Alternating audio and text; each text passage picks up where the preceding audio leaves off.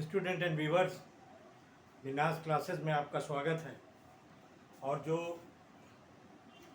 विनाश क्लासेस में आपका स्वागत है, जो वीडियो आज मैं डालने जा रहा हूँ वो वर्ब के बारे में है।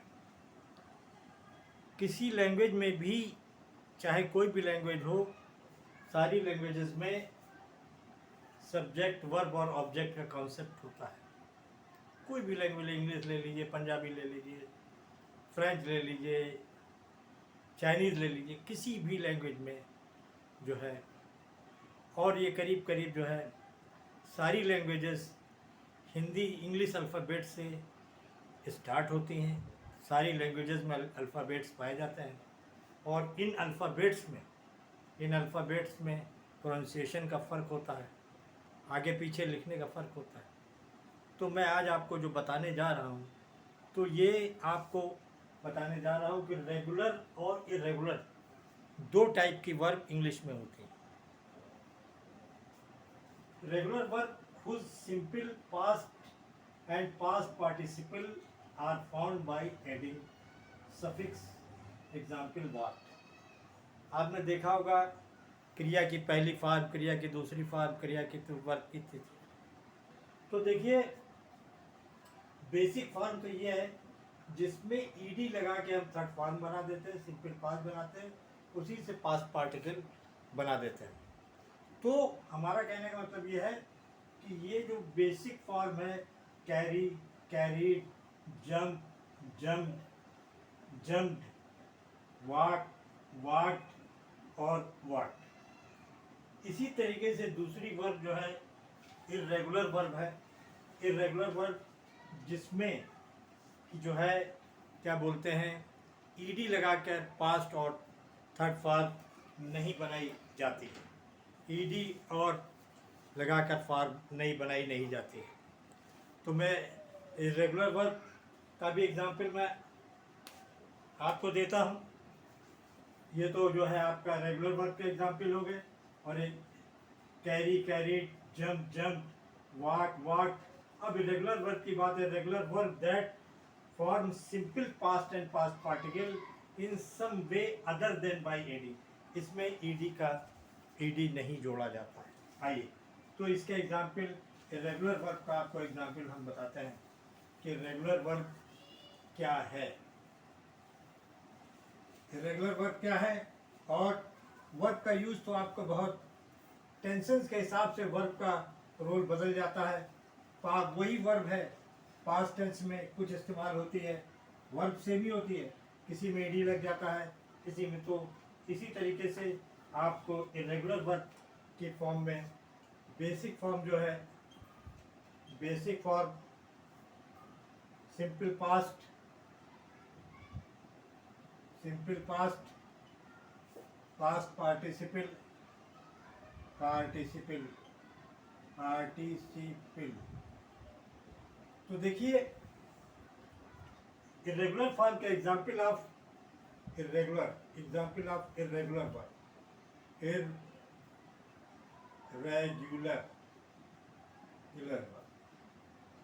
Example of irregular verb, example of irregular verb. तो देखिए, बेसिक फॉर्म जैसे कि ईट है, आप ये देखिए ईट है, इसकी सेकंड फॉर्म बनाने के लिए ए टी ई, एट, इसका इस्तेमाल क्या है, एट, और थर्ड इसके पास पार्टिकल बनाने में लिए ईटिन का। देखिए, रेगुलर वर्ब से बिल्कुल डिफरेंट है, उसमें ईडी से थर्ड फॉर्म बन जाती है, इसमें ये बेसिक फर्स्ट फॉर्म है, सेकंड फॉर्म है, ये थर्ड फॉर्म है। इसी तरीके से दूसरा एग्जाम्पल ले लीजिए, सिट, सिट माने बैठना, सिट, सैट और सैट, सिट, सैट, सैट। ये अब इसी तरीके से drink, DRINK, drink, drank, drank, drunk.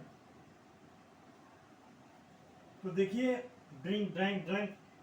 अब ये रीड है, रीड की तीनों एक ही फॉर्म होती है, रीड की तीनों एक ही फॉर्म होती है, रीड की तीनों एक ही फॉर्म होती है, रीड, रेड, रीड। तो इरेगुलर वर्ब में क्या है, एट का एट, ईट का ate, eat, eaten, sit, sat, sat, drink, drunk, drunk, read, read, read, तो इरेगुलर वर्ब है। तो देखिए इसी तरीके से हर लैंग्वेज में इरेगुलर वर्ब और रेगुलर वर्ब का यूज़ होता है। आइए स्पेनिश, क्योंकि हम लोग स्पेनिश लैंग्वेज पढ़ रहे हैं, तो स्पेनिश लैंग्वेज में मैं आपको यूज़ इरेगुलर वर्ब का बताऊंगा। तो देखिए स्पेनिश इरेगुलर वर्ब जो है सार और ईस्टर है।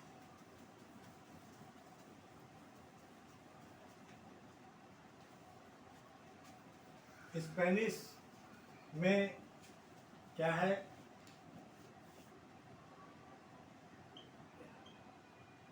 स्पेनिश रेगुलर वर्ब जो मोस्ट कॉमनली यूज होती है, मोस्ट कॉमनली यूज होती है सार, ईस्टर। और इसका सार और ईस्टर का मतलब होता है टू बी, दोनों का मतलब क्या होता है, टू बी, टू। ये टेंसेस के हिसाब से ये चेंज हुआ करती हैं पास्ट टेंस में, और इनको जो है कॉप्यूलर वर्ब भी कहते हैं, कॉप्यूलर वर्ब, कॉप्यूलर वर्ब। रेगुलर वर्ब को इनको कॉपलर वर्ब भी कहते हैं, और कॉपलर के साथ जो है हेल्पिंग वर्ब भी कहलाती है, helping, helping verb, helping verb, helping verb भी कहलाती, क्या कहलाती हैं, हेल्पिंग वर्ब भी कहलाती है। तो देखिए हेल्पिंग वर्ब भी कहलाती है, और इसमें आप आइए जो है क्या बोलते हैं कि आपने देखा होगा I am going, I am going to school, I am going to school, I am going to school. देखिए एम जो है क्या है, गोइंग जो है मेन वर्ब है, और एम हेल्पिंग वर्ब, एम क्या है, एम हेल्पिंग वर्ब। तो इस तरीके से जो है इस्तेमाल है। इसी तरीके से ये तो इंग्लिश का, ये तो इंग्लिश में है,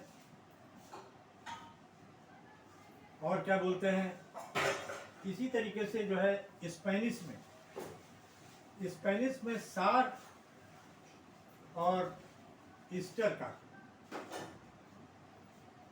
सार और ईस्टर, प्रेजेंट टेंस में उसका हेल्पिंग, ये एक तरीके से हेल्पिंग वर्ब है। क्या है, हेल्पिंग वर्ब है।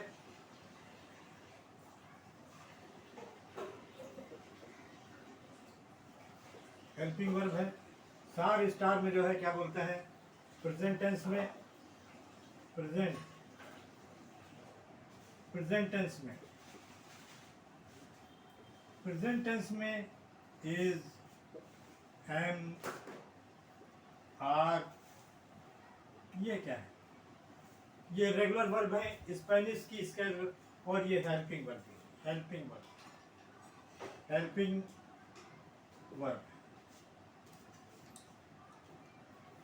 ये क्या है, इसके लिए अलग अभी चार्ट में अगले अगले वीडियो में चार्ट डालूंगा, आपको समझ में आ जाएगा इसके लिए क्या एम के लिए क्या आर है। इसी तरीके से पास्ट में, पास्ट में टेंस में, पास्ट टेंस में जो है वाज और वर, वर है, वाज और वर है। फ्यूचर टेंस में, फ्यूचर टेंस में विल बी और शैल बी, विल बी और शैल बी। ये तो सिर्फ इंग्लिश के लिए। इनकी जब अंग्रेजी क्या होगी, इनका वो स्पेनिश में इसका क्या इस्तेमाल होगा, ये मैं आपको जो है अगली वीडियो में चार्ट बना रहा हूँ, अगली वीडियो में आपको डालूँगा और अगली वीडियो में आपको चार्ट बना के आपको दूंगा। तो ये वीडियो इसके लिए क्या इस्तेमाल होगा, जो है यहाँ पे मैंने आपको बताया था कि स्पेनिश में इज़ एम आर के लिए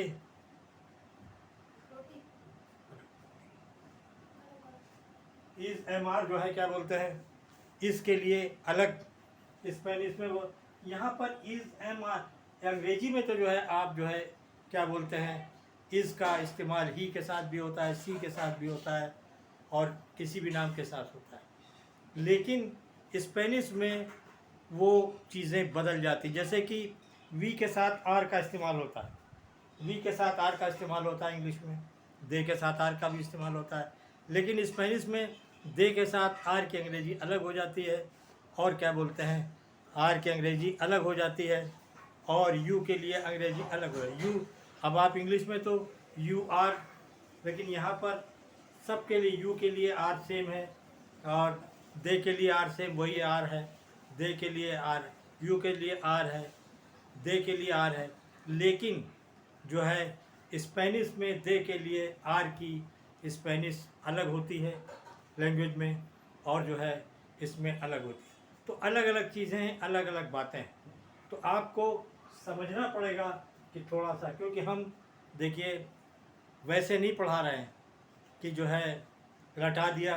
अगर जो चीज़ मैं जो है प्रोफेशनल बेस पे पढ़ा रहा हूँ ताकि इंटरप्रेटर, प्रोफेशनल ट्रांसलेटर, उनको सारी चीज़ें जो है क्लियरली अगर क्लियर नहीं होंगी तो ना वो ट्रांसलेटर बन सकते हैं।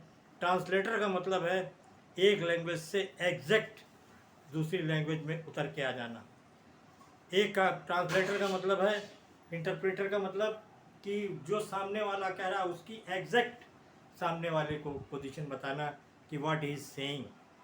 अगर माने में गलती हो गई तो वो आपकी बात नहीं समझता, वो आपकी बात नहीं समझता, तो आप में फ़र्क हो जाएगा। इसलिए मैं इसको इस ढंग से नहीं पढ़ा रहा हूँ कि ऊपर ही ऊपर चीज़ों को समझ। आपको कोई एग्ज़ाम नहीं पास करना है, एग्ज़ाम भी इसमें होते हैं, लेकिन एग्ज़ाम जब भी आप पास कर पाएंगे, कोई भी एग्ज़ाम जब भी पास कर पाते हैं जब आप ठीक से एग्ज़ाम को देते हैं, किताबों को पढ़ते हैं। पास तो सब हो जाते हैं, ये मुश्किल चीज़ नहीं है कि पास नहीं होते, पास तो सब हो जाते हैं।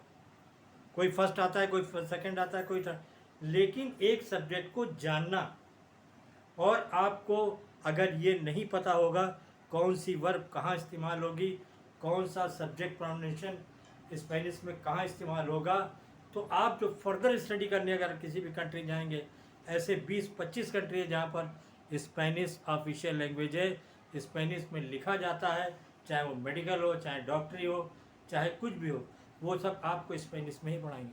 अगर आप उसमें अगर मास्टर हैं तो आपको कोई दिक्कत नहीं हो। तो मैं जो है इसके बाद वाली जो वीडियो वो जब वो डालूँगा तो उसमें आपको बहुत चीज़ें क्लियर हो जाएंगी।